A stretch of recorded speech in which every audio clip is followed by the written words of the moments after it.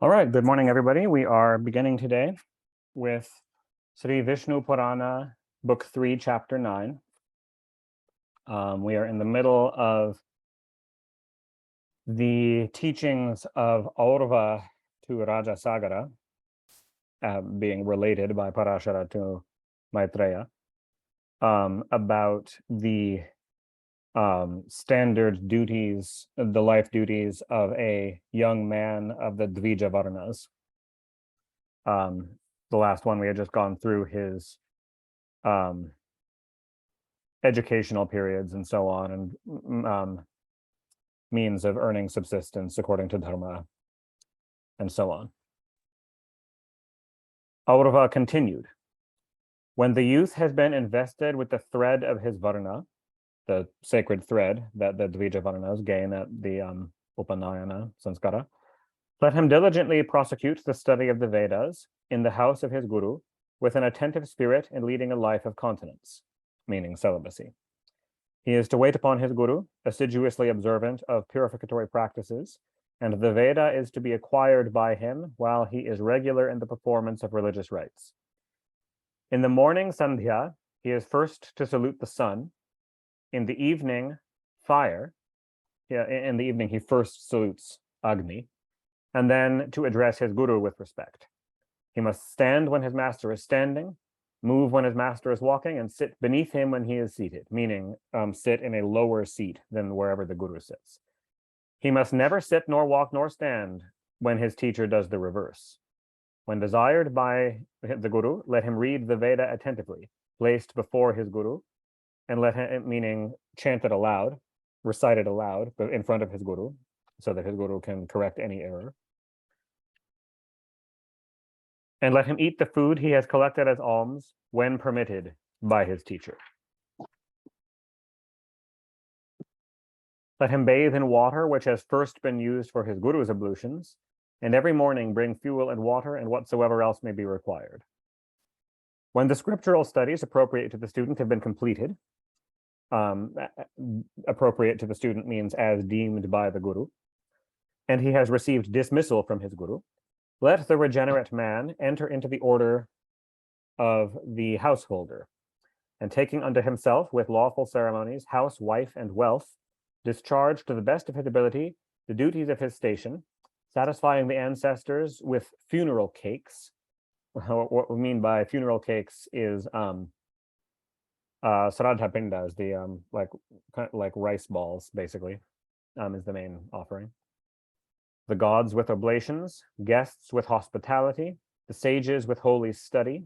In other words, the way to honor the sages is to study the teachings that they gave their lives to pass on to us. The progenitors of humankind with progeny, the spirits with the residue of oblations, after giving the oblations to the gods, and all the world with words of truth. A householder secures heaven by the faithful discharge of these obligations. There are those who subsist upon alms and lead an erratic life of self-denial at the end of the term during which they have kept house. They wander over the world to see the earth and perform their ablutions with rites enjoined by the Vedas at sacred shrines, houseless and without food, and resting for the night at the dwelling at which they arrive in the evening. Without food doesn't mean, of course, that they literally never eat, but they do not possess stores of food. They eat whatever they can get that day. Sometimes that's nothing. The householder is to them a constant refuge in peril. It is his duty to give them a welcome and to address them with kindness, and to provide them whenever they come to his house with a bed, a seat, and food. A guest disappointed by a householder who turns away from his door transfers to the latter all his own misdeeds and bears away his religious merit.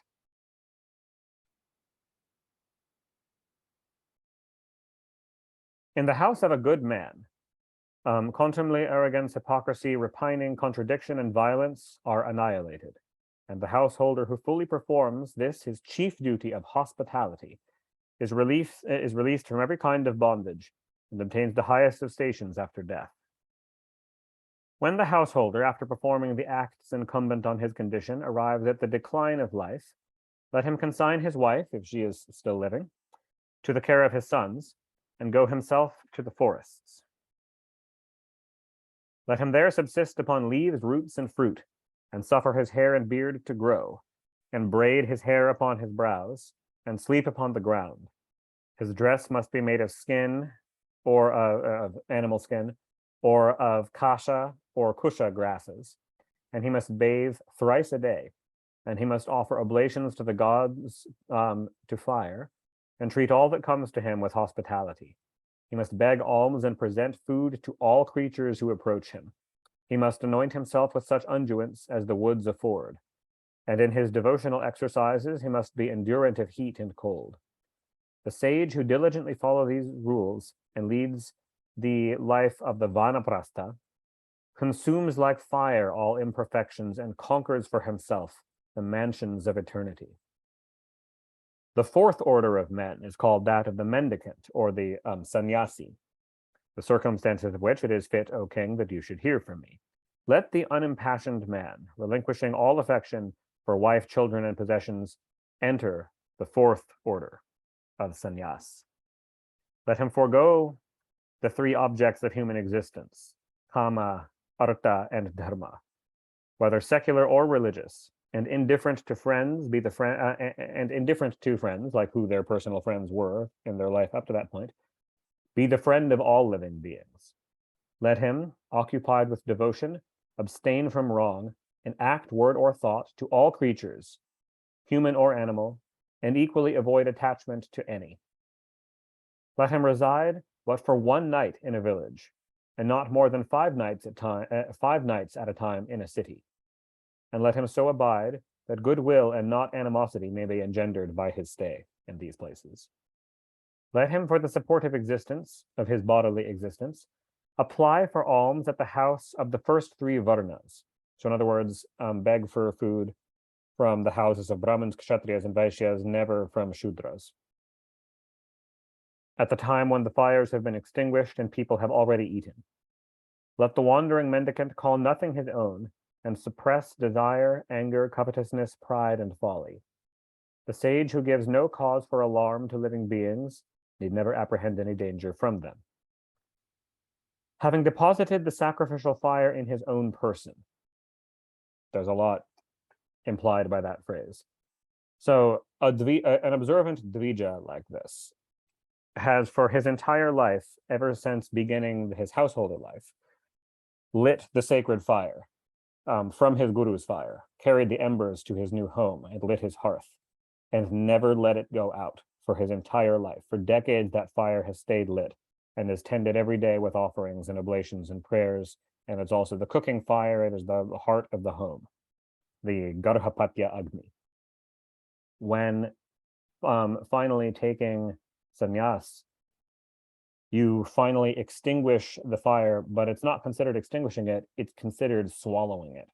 You ritually transfer the spirit of the Garhapatya Agni into your own body. So that's what's meant by having deposited the sacrificial fire in his own person. The Brahmana feeds the vital flame with the butter that is collected as alms through the altar of his mouth, and by means of his spiritual fire, he proceeds to his own proper abode, meaning that this Garhapatya Agni within his body is said to consume him upon the death of the body. And the way that it has transferred offerings to the gods all his life will transfer his own soul as the final offering. But the twice-born men, the Dvijati, who seeks for liberation and is pure of heart and whose mind is perfected by self-investigation, secures the sphere of Brahma, which is tranquil and is like a bright flame that emits no smoke. Chapter 10. Sagara then addressed Aurva. The king who was being told this addressed the sage Aurva and said, "You have described to me, venerable Brahmana, the duties of the 4 orders and of the 4 varnas. I am now desirous to hear from you the religious institutes which men should individually observe, whether they be invariable, occasional, or voluntary. Describe these to me, for all things are known unto you, chief of Bhrigu's race." To this Aurva replied, "I will communicate to you, O Raja, that which you have asked, the invariable and the occasional rites which men should perform. Do you attend?" When a son is born, let his father perform for him the ceremonies proper on the birth of a child and all other initiatory rites, as well as a sraddha, which is a source of prosperity. A sraddha means a offering to the ancestors. Let him feed a couple of brahmanas, seated with their faces to the east, and according to his means, offer sacrifices to the gods and progenitors. Let him present to the ancestors, and specifically in Sanskrit, the word used here is to the Nandimukhas, or to they of joyful face, literally. So in the prayer used on the occasion of a festive sraddha or ancestor worship, in the prayers, the pitris or the ancestors are sometimes addressed as the Nandimukhas, the joyful faced ones. So that's the reference being made there. Present to the joyful faced ancestors balls of meat mixed with curds, barley, and jujubes, with the part of his hand sacred to the gods, or with that sacred to Prajapati. Meaning, so the part of the hand sacred to the gods, that's the Daivatirta, the tips of the fingers. So typically when you offer with your hand into like a yajna fire or something, or offer onto an altar, you're supposed to, if it's to the gods, you're supposed to hold the offering in the tips of your fingers and offer like this. And if it's to Prajapati, it's like, let me put down the book so I can show you. It's like right in here, like the root of the little finger. You kind of hold it like this. It's different parts of the hand are associated with different ones. So he's saying that with the Pitri Sraddha, you can use either of those.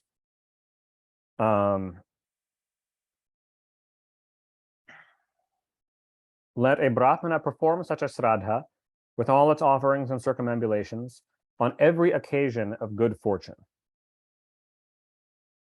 To give thanks to your ancestors, without whom you would not enjoy that good fortune because you would not have a body. Next, upon the 10th day after birth of a child, let the father give a name to his child, the first term of which shall be the appellation of a god, the second of a man. A Sharman or Varman, the former being the appropriate designation of a Brahmana, the latter of a warrior, while Gupta and Dasa are best fitted for the names of Vaishyas and Shudras. So let me explain what that means. This was the old system of naming in India. Oh, Radha, yes. So yeah, typically people do, offer with Pitris, offering kind of with the thumb. Here in the Vishnu Purana, it does say that on the occasion of a festive sraddha. So a festive sraddha is a little bit different from like the sraddha that just happened, the sraddha that's in the beginning of the autumn season every year. We're just at the end of it. It's been going on for a couple of weeks, as you know, right now.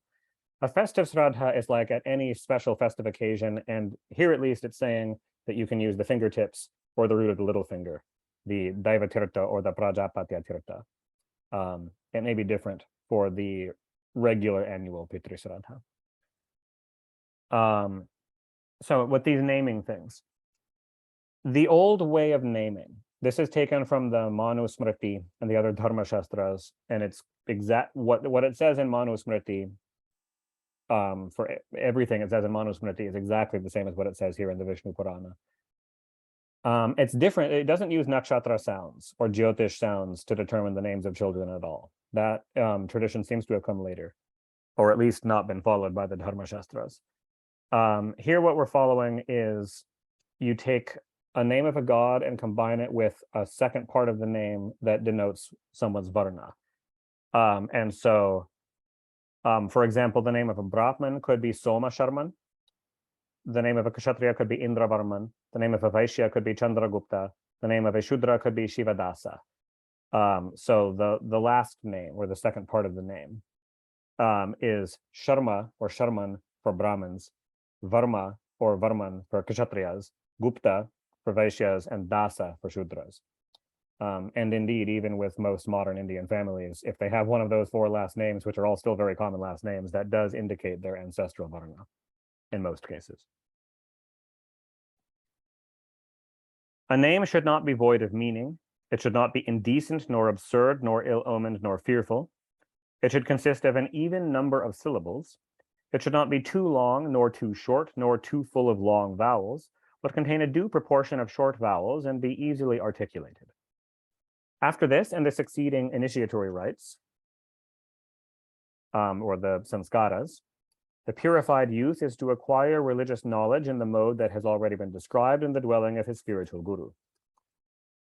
When he has finished his studies and given the parting donation, the guru dakshina, to his guru, the man who wishes to lead the life of a householder must take a wife. If he does not propose to enter into the married state, he may remain as a student with his guru, first making a vow to that effect, and employ himself in the service of his guru and of that guru's descendants, lifelong. Or he may at once become a hermit or adopt the order of the religious mendicant, according to his original determination. So in other words, you can skip householder life if you want and go directly into vanaprastha or even directly into sannyas, if you so choose. If he marry, what it says here in the manuscript of the Vishnu Purana is he must select a maiden who is of a third of his age.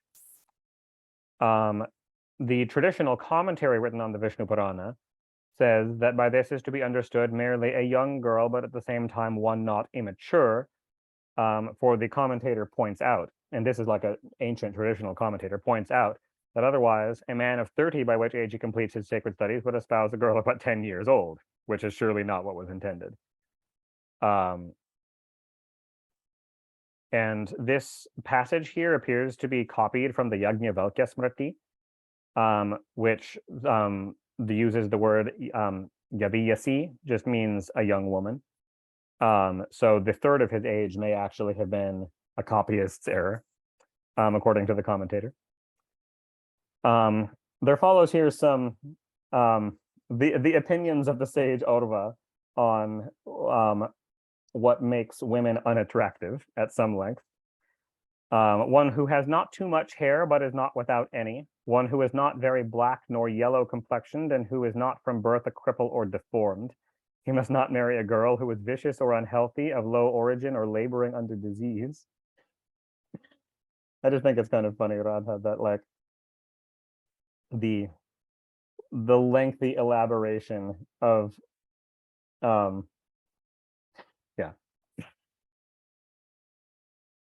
one who has been ill brought up, one who talks improperly, one who inherits some malady from father or mother, one who has a beard or who is of a masculine appearance, one who speaks thick or thin or croaks like a raven, one who keeps her eyes shut or has the eyes very prominent, one who has hairy legs or thick ankles, or one who has dimples in her cheeks when she laughs. Another commentator's note here that this last clause, that whole passage here, is not found in all copies of the Vishnu Purana.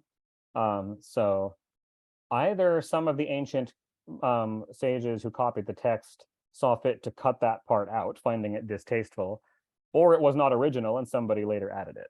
But not all of the manuscripts have that passage. Let not a wise and prudent man marry a girl of such a description, nor let a considerate man wed a girl of a harsh skin, or one with white nails, or one with red eyes, or with very fat hands and feet, one who is a dwarf or who is very tall, or one whose eyebrows meet or whose teeth are far apart and resemble tusks. Let a householder marry a maiden who is in kin at least 5 degrees remote from his mother and 7 from his father, with ceremonies enjoined by law. The forms of marriage are 8: the Brahma, Deva, the Arsha, Prajapatya, Asura, Gandharva, Rakshasa, and Paishacha, which last is the worst. But the Varna to which either form has been enjoined as lawful by inspired sages should avoid any other mode of taking a wife. The householder who espouses a female connected with him by similarity of religious and civil obligations, and along with her discharges the duties of his condition, derives from such a wife great benefits.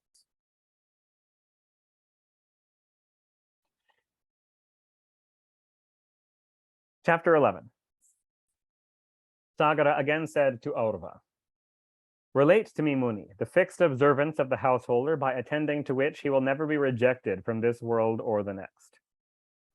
Aurva replied to him thus, listen, Prince, to an account of those perpetual observances by adhering to which both worlds are subdued, meaning, when we say both worlds, meaning this and the next, that one gains benefit in this life and following it.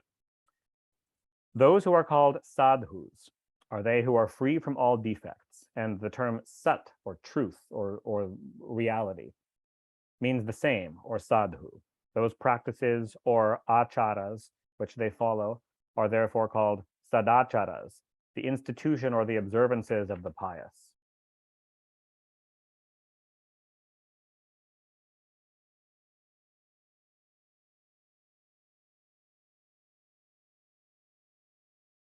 The Saptarishis, the Manus, the Prajapatis are they who have enjoined and who have practiced these observances.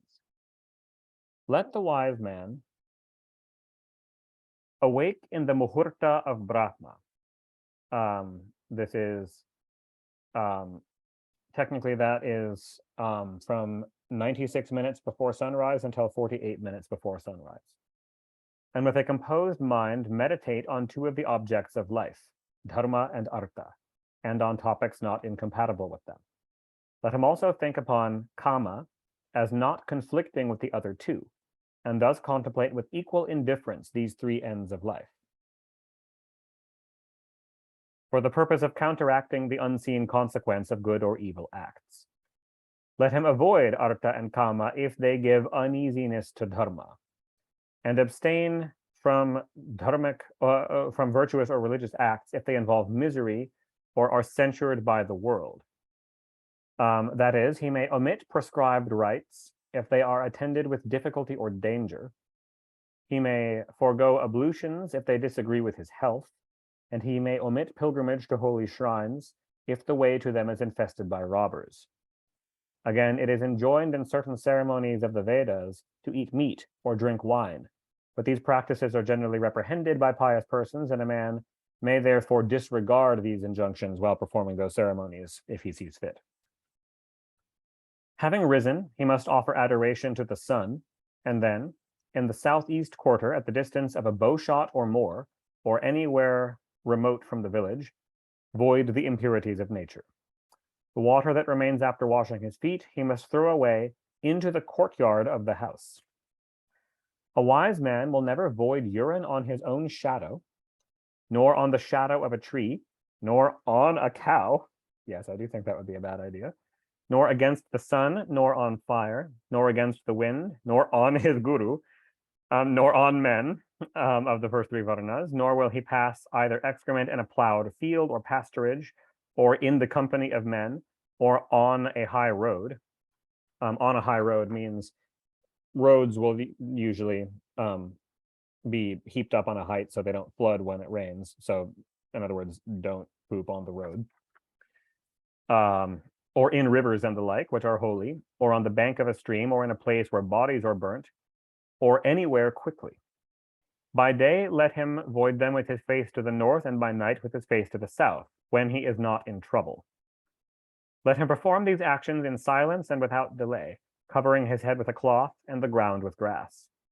Let him not take, for the purposes of cleanliness, earth from an ant hill, nor a rat hole, nor from water, nor from the residue of what has been so used, nor soil that has been employed to plaster a cottage, nor such as has been thrown up by insects or turned over by the plow. All such kinds of earth let him avoid as means of purification. 1 handful is sufficient after voiding urine, 3 after passing ordure. Then 10 handfuls are to be rubbed over the left hand, and 7 over both hands. Let him then rinse his mouth with water that is pure, neither fetid nor frothy nor full of bubbles, and again use earth to cleanse his feet, washing them well with water. He is to drink water then 3 times, and twice wash his face with it, and next touch with it his head, the cavities of the eyes, ears, and nostrils, the forehead, the navel, and the heart. Having finally washed his mouth, a man is to clean and dress his hair, and to decorate his person before a glass, meaning like before a mirror, with unguents, garlands, and perfumes. He is then, according to the custom of his varna, to acquire wealth for the sake of subsistence, and with a lively faith worship the gods.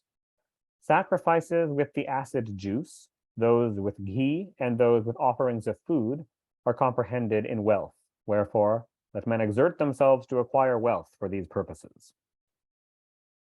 That is, wealth is essential to the performance of these religious rites, since you have to buy the acid juice, ghee, and offerings of food.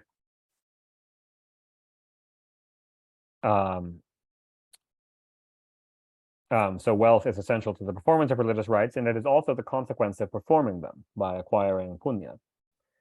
A householder should therefore diligently celebrate these rites that he may acquire property and thus be enabled to continue to sacrifice. According to Gautama, the sage Gautama Maharshi, there are 7 kinds of each of the 3 sorts of sacrificial rites. Particularized here are those in which the soma juice, which is the acid juice referred to, ghee or food are presented.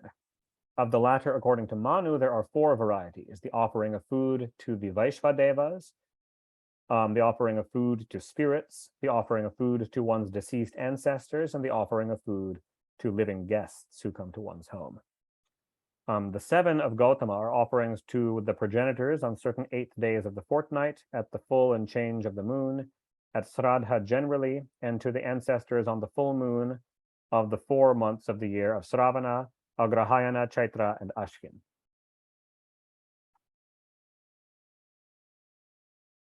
As preparatory to all established rites of devotion, the whole household should bathe in the water of a river, a pond, a natural channel, or a mountain torrent. Or one may bathe upon dry ground with water drawn from a well or taken from a river or other source, if there is any objection to bathing on the spot. For example, if the weather or occupation prevent his going to the water. If he be sick, he may use warm water, and if bathing be altogether injurious to one's health for whatever reason, he may perform the mantra snana, which means repeating the mantras used at bathing without the actual bathing in water. When bathed in for example, if you have like perhaps a skin infection or something that you're supposed to keep dry or not wash some sort of medicinal paste off of, or something like that, that might mean you are not, that it would be bad for your health to bathe at that time. When bathed and clad in clean clothes, let him devoutly offer libations to the gods, sages, and progenitors, with the parts of the hand severally sacred to each. He must scatter water thrice to gratify the gods, also thrice to please the rishis, and once to propitiate Prajapati. He must also make 3 libations to satisfy the progenitors. He must then present, and by progenitors here we don't mean Prajapati, which is often translated as progenitors, but we mean Pitris. He must then present, with the part of the hand sacred to the Pitris, water to his paternal grandfather and great-grandfather, to his maternal grandfather, great-grandfather, and his father, and at pleasure to his own mother and his mother's mother and grandmother, to the wife of his guru, to his maternal uncle and other relations, to a dear friend, and to the king.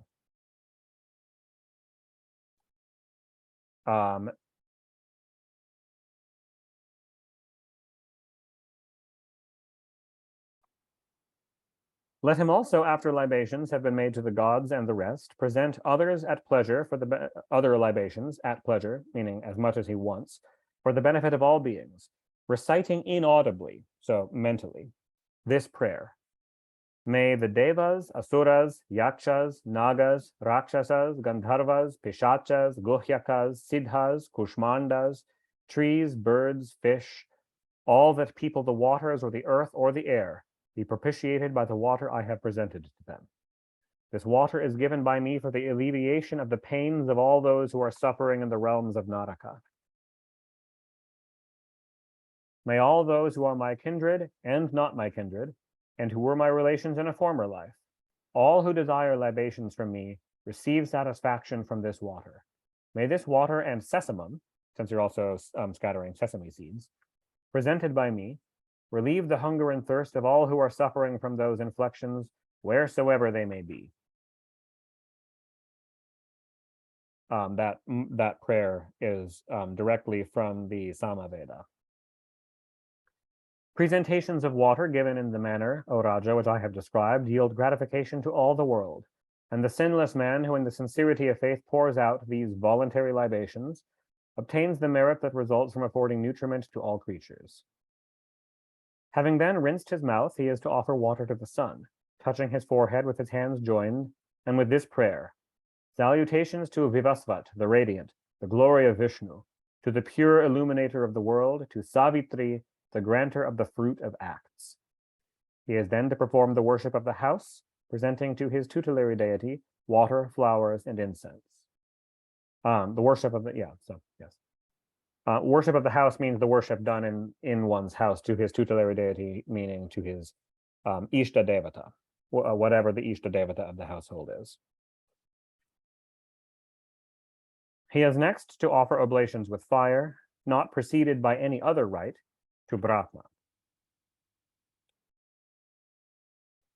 Having invoked Prajapati, let him pour oblations reverently to his household gods, to Kashyapa and to Anumati in succession.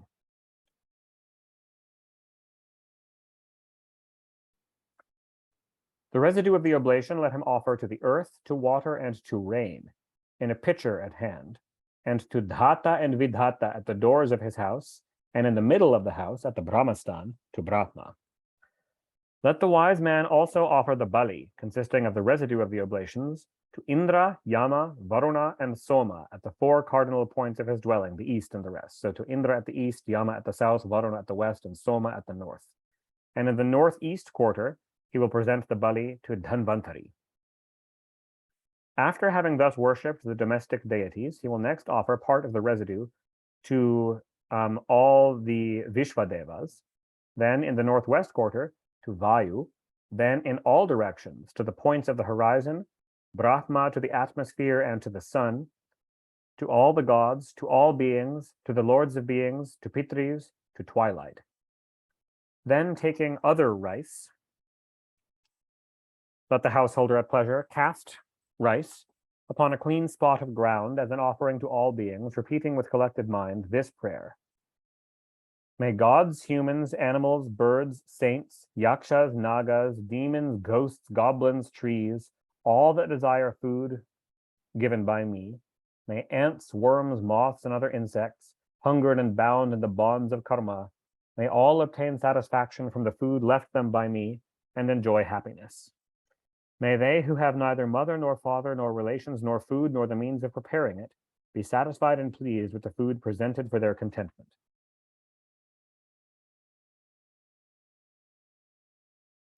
Inasmuch as all beings and this food and I and Vishnu are not different, I therefore give for their sustenance the food that is one with the body of all creatures. May all beings that are comprehended in the 14 orders of existent things be satisfied with the food bestowed by me for their gratification and be delighted. Having uttered this prayer, let the devout believer cast the food upon the ground for the nourishment of all kinds of beings, for the householder is hence the supporter of them all. Let him scatter food upon the ground for dogs, outcasts, birds, and all fallen and degraded persons. The householder is then to remain at eventide in his courtyard as long as it takes to milk a cow, or longer if he pleases, to await the arrival of a guest, in case a guest should happen to come. The commentator calculates the exact duration of time meant by as long as it takes to milk a cow, and calculates that the minimum amount of time you're supposed to sit in your courtyard in case a guest comes is 12 minutes.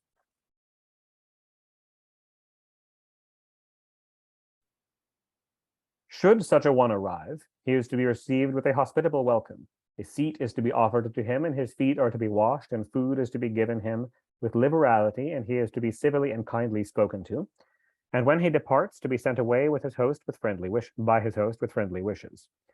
A householder should ever pay attention to a guest who is not an inhabitant of the same village, but who comes from another place, and whose name and lineage are unknown. He who feeds himself and neglects the poor and friendless stranger in want of hospitality goes to Naraka. Let a householder who has a knowledge of Brahma reverence a guest, without inquiring his studies, his school, his practices, or his race.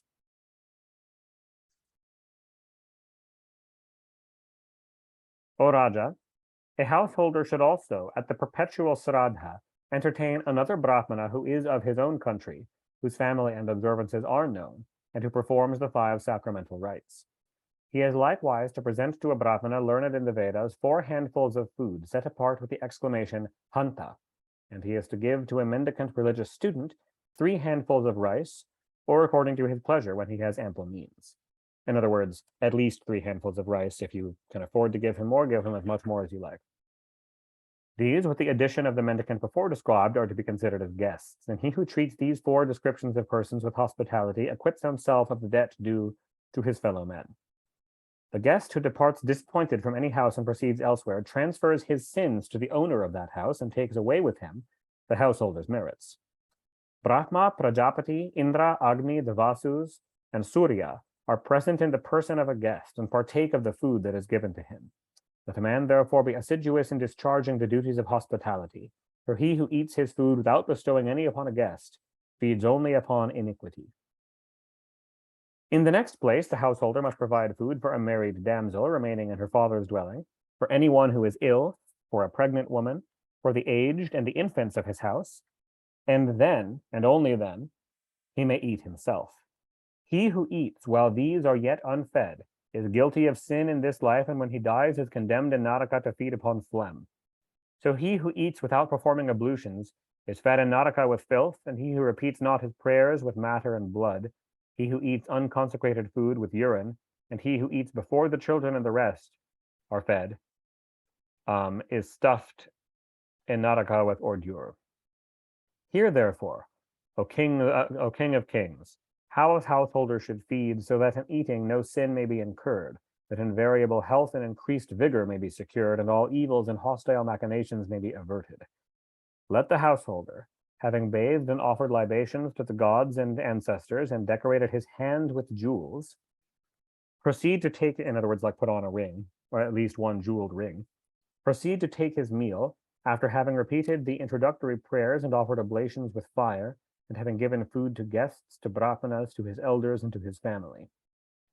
He must not eat with a single garment on, nor with wet hands and feet, but dressed in clean clothes, perfumed and wearing garlands of flowers. He must not eat with his face to any intermediate point of the horizon, but fronting the east or the north, and thus, with a smiling countenance, happy and attentive, let him partake of food of good quality, wholesome, boiled with clean water, procured from no vile person, nor by improper means, nor improperly cooked. Having given a portion to his hungry companions, let him take his foot without reproach out of a clean, handsome vessel, which must not be placed upon a low stool or bed. He must not eat in an unfit place or out of season, nor in an incommodious attitude, nor must he first cast any of his meal into the fire. Let his food be made only with suitable texts, let it be good of its kind, and it must not be stale, except in the case of fruit or meat. Nor must it be of dry vegetable substances other than jujubes or preparations of molasses, but never must a man eat of that of which the juices have been extracted.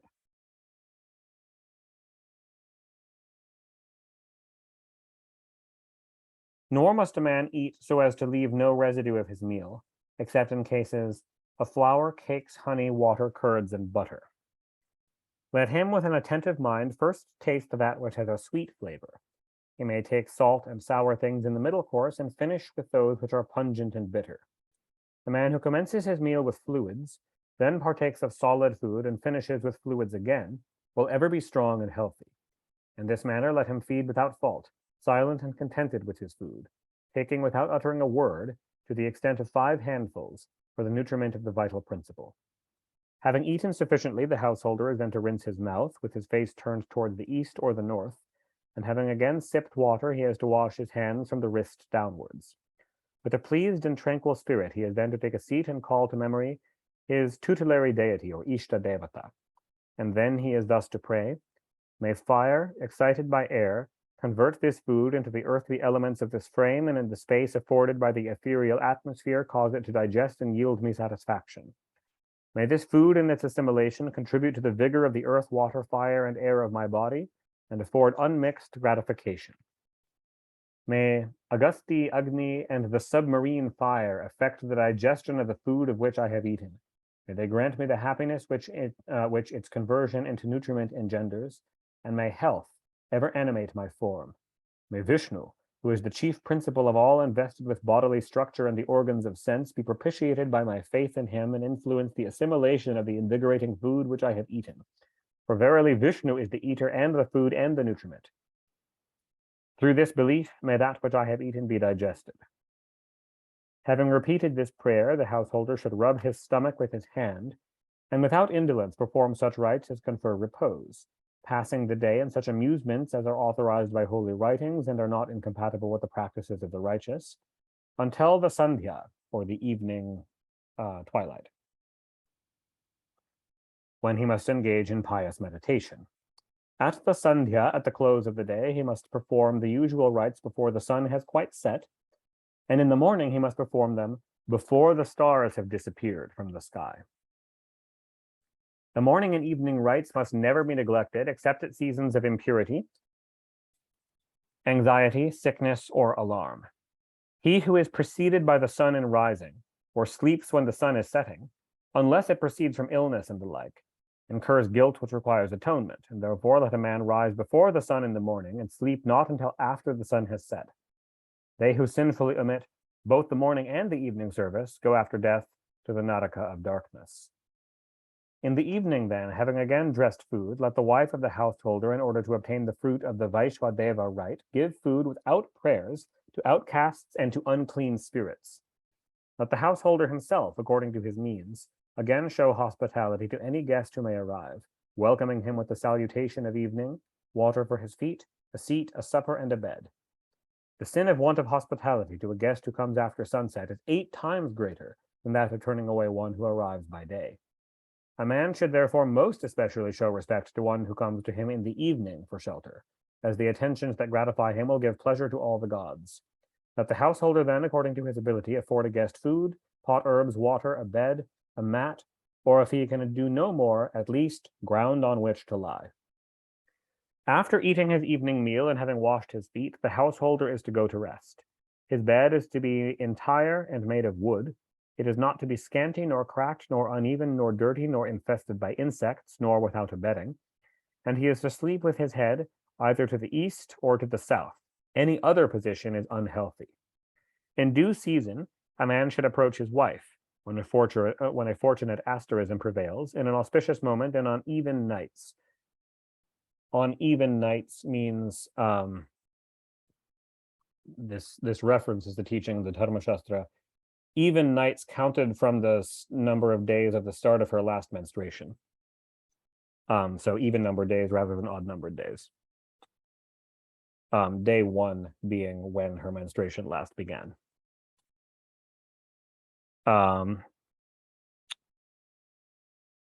If she is not unbathed, sick, unwell, averse, angry, pregnant, hungry, or overfed. He should be also free from similar imperfections, should be neatly attired and adorned and animated by tenderness and affection. There are certain days on which unguents, flesh, and women are unlawful, as the 8th and 14th lunar days, the new moon and the full moon, and the entrance of the sun into a new sign. On these occasions, the wise will restrain their appetites and occupy themselves in the worship of the gods as enjoined by Holy Writ, in meditation and in prayer, and he who behaves differently will fall into a naraka where ordure will be his food. Let not a man stimulate his desires by medicines, nor gratify them with unnatural objects or in public or holy places. Let him not think incontinently of another's wife, much less address her to that end. For such a man will be born in future life as a creeping insect.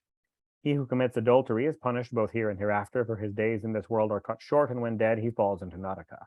Thus considering, let a man approach his own wife in the proper season, or even at other times. So the meaning of that, approach her in the proper season or even at other times. This makes more sense if you're familiar with what the Dharma Shastras say here. The proper season means for conceiving a child. At other times means fine to approach her. Approach her, of course, means for having sex with her. At other times too, but the proper season is for optimal fertility.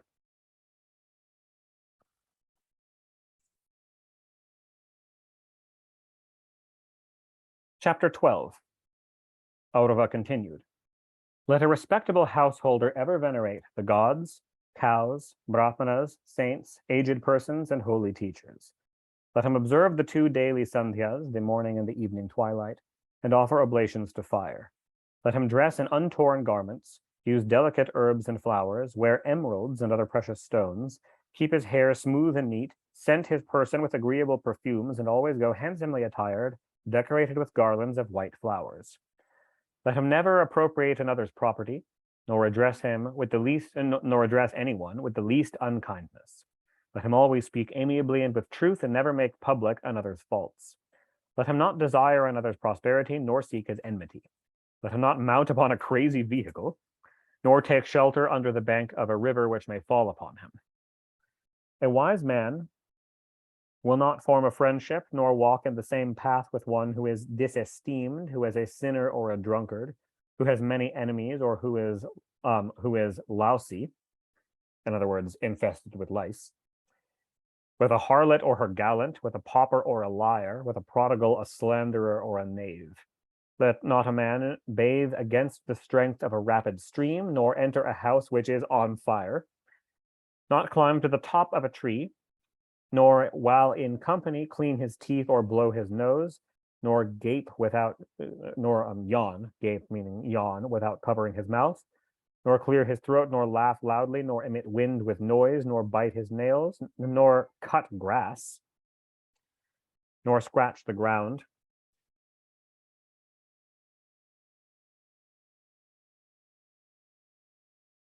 nor put his beard into his mouth, nor crumble a clod of clay, nor look upon the chief planetary bodies when he is unclean.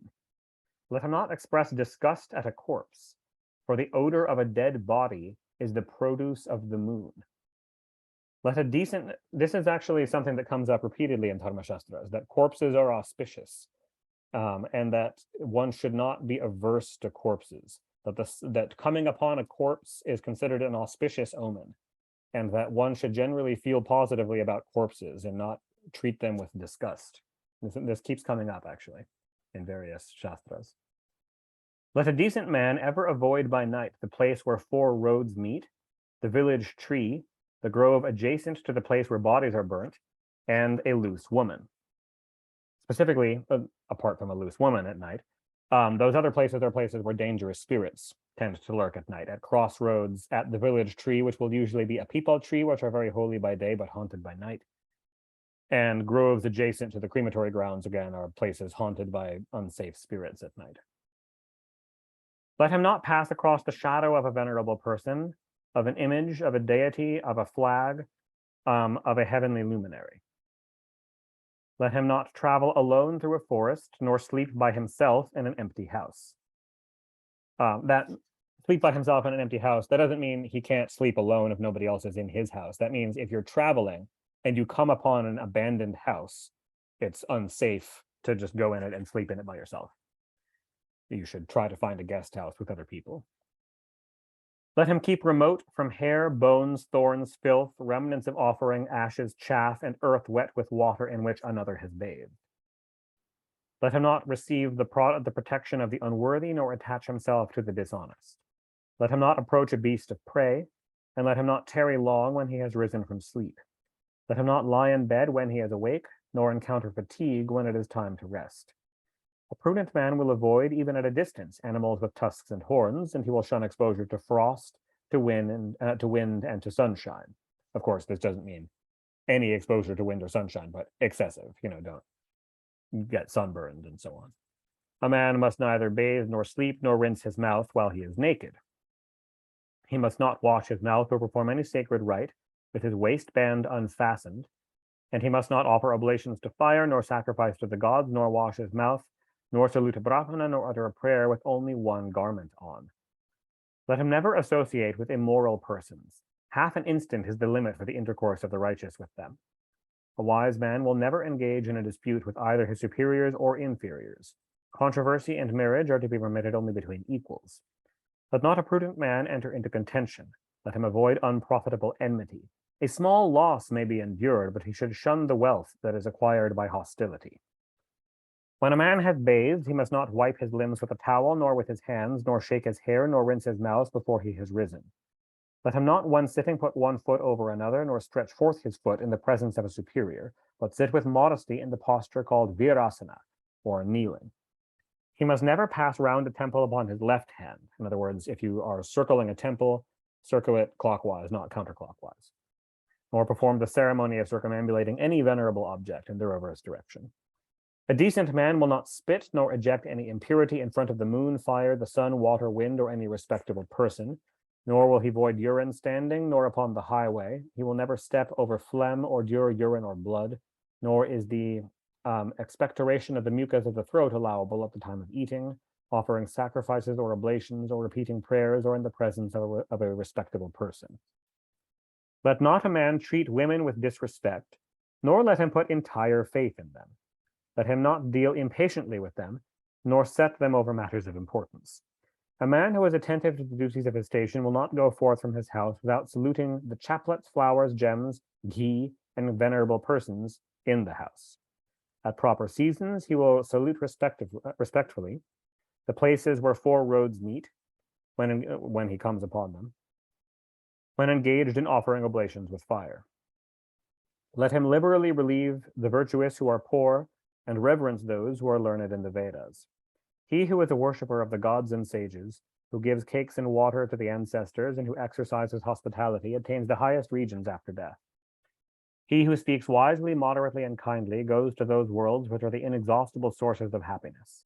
He who is intelligent, modest, devout, and who reverences wisdom, his superiors, and the aged, goes to heaven. On the days called parvas, on periods of impurity, upon unseasonable thunder, and the occurrence of eclipses or atmospheric portents, a wise man must desist at those times from the study of the Vedas. The pious man who suppresses anger and envy, who is benevolent to all and allays the fears of others, secures as the least of his rewards enjoyment in Svarga. A man should carry an umbrella as a defense against sun and rain.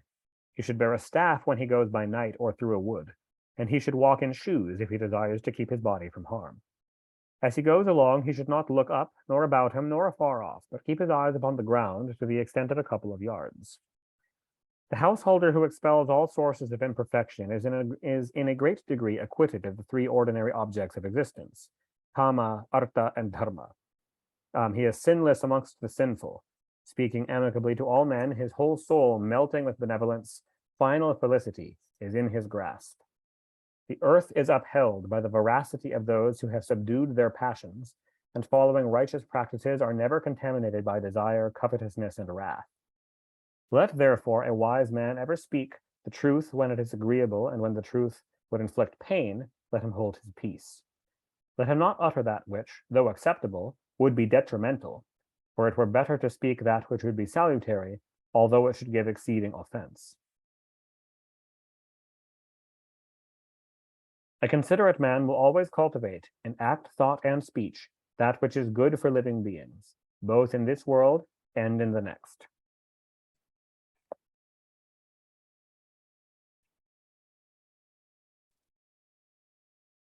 Chapter 13. Aurva continued. The bathing of a father without disrobing is enjoined when a son is born, and he is to celebrate the ceremony proper for the event, which is the sraddha offered upon joyous occasions.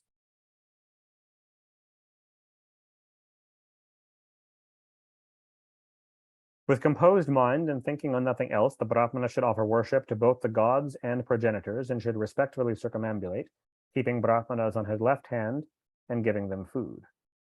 Standing with his face to the east, he should present with the parts of the hand sacred to the gods and to Prajapati balls of food, with curds, unbruised grain, and jujubes, and should perform on every accession of good fortune the rite by which the class of progenitors termed the Nandi Mukha is propitiated.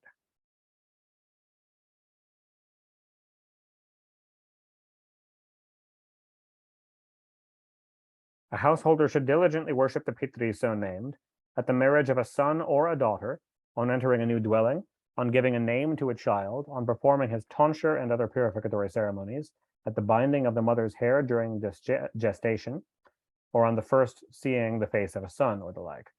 The binding of the hair during gestation is so traditionally pregnant women keep their hair braided as a charm against miscarriage, and unbraid it to open the womb when they're preparing to give birth. The sraddha on such occasions, however, has been briefly alluded to. Here now, O king, the rules for the performance of obsequial rites. Obsequial rites meaning funerary. Having washed the corpse with holy water, decorate it with garlands, and burn it without the village, meaning outside the village. The kinsmen, having bathed with their clothes on, are to stand with their faces to the south and offer libations to the deceased, addressing him by name and adding, wherever you may be.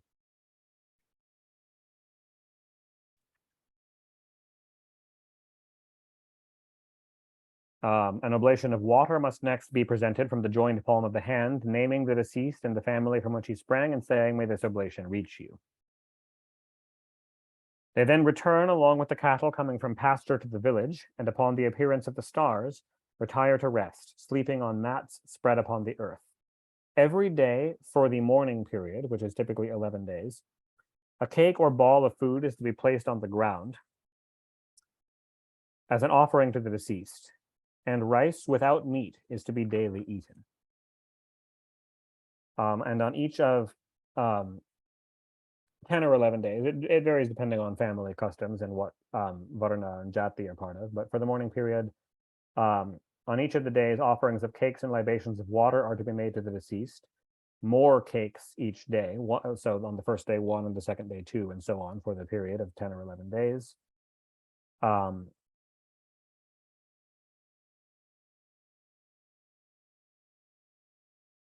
Brahmanas are to be fed for as many days as the mourner pleases, for the soul of the deceased derives satisfaction accordingly as his relatives are content with their entertainment.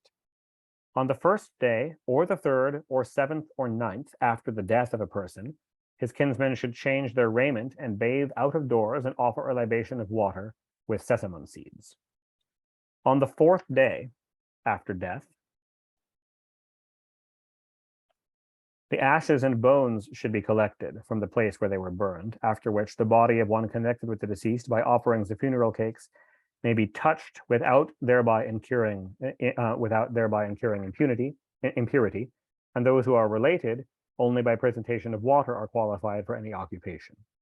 The former class of relatives may use beds, but they must still refrain from unguents and flowers and must observe continence after the ashes and bones have been collected until the mourning period of 10 or 11 days is over. When the deceased is a child or one who is abroad, in other words, who is not at home but in some distant land when they die, or who has been degraded, or is a spiritual guru, the period of uncleanness is but brief, and the ceremonies with fire and water are discretional, in other words, optional. The food of a family in which a kinsman is deceased is not to be partaken of for 10 days, and by anyone outside that family. And during that period, gifts, acceptance, yajna, and sacred study are all suspended. The term of impurity for a Brahmana is 10 days, for a Kshatriya 12, for a Vaishya half a month, and a whole month for a Shudra. The number of pindas or rice balls, however, is always the same, or just 10. On the first day after uncleanness ceases, the nearest relation of the deceased should feed Brahmanas at his pleasure, but in uneven numbers, and offer to the deceased a ball of rice upon holy grass placed near the residue of the food that has been eaten. After the guests have been fed, the mourner, according to his caste, is to touch water for a Brahmana, a weapon for a Kshatriya, a goad for a Vaishya, or a staff for a Shudra, as he is purified by such contact. He may then resume the duties prescribed for his Varna and follow the avocation ordinarily pursued by its members. The Sraddha enjoined for an individual is to be repeated on the day of his death and each month for a year, but without the prayers and rites performed on the first occasion and without offerings to the Vishvadevas. A single ball of food is to be offered to the deceased as the purification of one person, and Brahmanas are to be fed. The Brahmanas are to be asked by the Yajamana if they are satisfied, and upon their assent, the prayer, "May this ever satisfy such a one," is to be recited. This is the Sraddha called Ekodishta, which is to be performed monthly to the end of a 12-month period from the death of a person, at the expiration of which the ceremony called Sapindana is to be observed. The practices of this rite are the same as those of the monthly obsequies, but a lustration is to be made with 4 vessels of water, perfumes, and sesamum. One of these vessels is considered as dedicated to the deceased, the other 3 to the progenitors in general, and the contents of the former are to be transferred to the other 3, by which the deceased becomes included in the general class of ancestors, to whom worship is to be addressed with all the ceremonies of the Sraddha. So in other words, after somebody dies, for 1 year, you worship that specific person individually, but at the end of the year, you merge them with the collective of all your ancestors, and thereafter just worship your ancestors, in which that person is now included.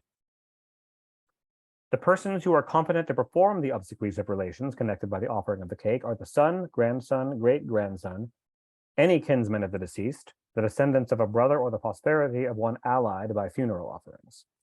In absence of all these, the ceremony may be instituted by those related by presentations of water only, or those connected by offerings of cakes or water to maternal ancestors. Should both families in the male line be extinct, the last obsequies may be performed by women or by the associates of the deceased in religious or social institutions, or by anyone who becomes possessed of the property of a deceased kinsman, in other words, their inheritor, if they have no living relatives. Obsequial rites are of three descriptions: initiative, intermediate, and subsequent. The first are those which are observed after the burning of the corpse until the touching of water, weapons, or in other words, until the cessation of the period of impurity. The intermediate ceremonies are the sraddhas called ekodishta, which are offered every month, and the subsequent rites are those which follow the sapindakarna, when the deceased is admitted amongst the ancestors of his race, and the ceremonies are thenceforth the general ancestral ceremonies. The first set of rites are to be performed by the kindred of the father or mother, whether connected by the offering of the cake or of water, by the associates of the deceased, or by the prince who inherits his property. The first, saying the prince, because of course he's telling all this to a king, so he's assuming that we're talking in terms of royal lineage in this context. The first and the last rites are both to be performed by sons and other relations, and by daughters' sons and their sons, and so are the sacrifices on the day of the person's death.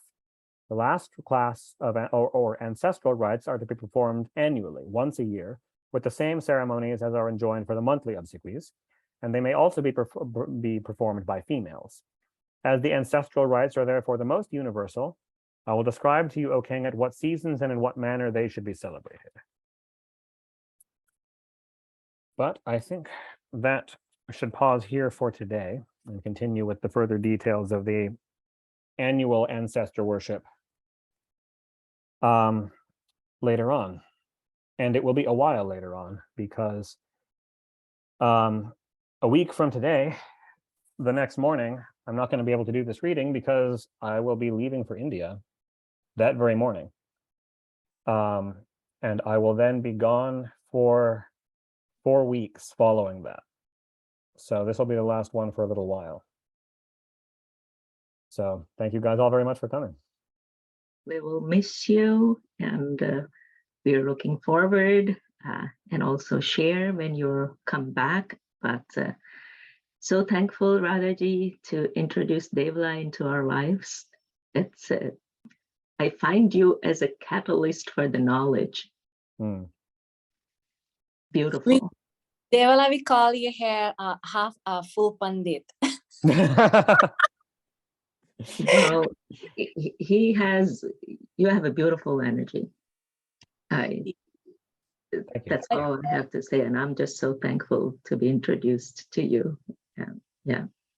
Thank you for reading this part. It was what I felt is like I could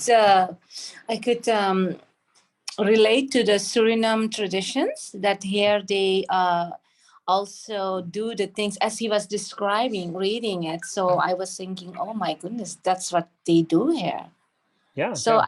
Suriname followed the Vishnu Purana more, not the Bhagavatam as such. And, yeah. Yeah, well, I mean, a lot of these will be given in many Puranas. They come out of the Dharma Shastras and were copied into the Puranas. But any of the Dvija or higher caste communities that most of the Caribbean Hindus came from, and like Bihar and that region, would follow these same customs. So it makes sense. They've all been kept since ancient times across all that part of India. It's amazing that you listen to a scripture and then you can connect to the part you come and what you follow. So it's like, wow, I didn't know that even. So thank you. Yeah. Yeah. Very nice. It was. And you enjoy. Yeah. Just piggybacking on Radhaji too, like all the rituals and things which are mentioned, because recently we did had some death in the family, and all these rituals, and now like we always did it, but doing it this way, like it makes so much sense, right? Mm-hmm.